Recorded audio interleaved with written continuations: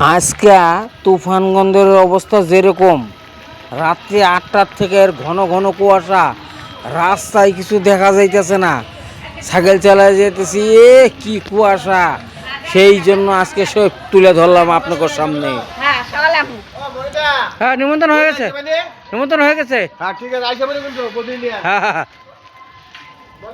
হ্যাঁ, একদম।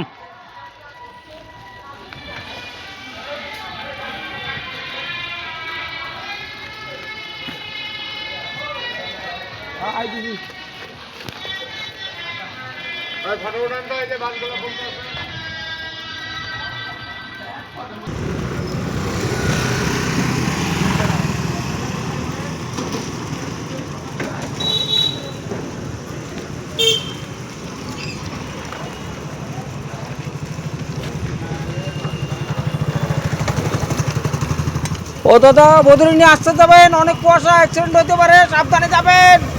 দেখেন কি কুয়াশা, তুফানগঞ্জের অবস্থা খুব, এই যে আরেকজন যাইতেছে।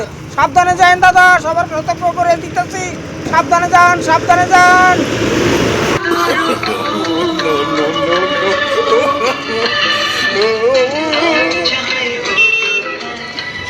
রাস্তার মানুষের সাবধান করে দিতেছি, আমি আবার সাইকেল চালা যাইতেছি, আমারও সাবধানে যাওন লাগবো।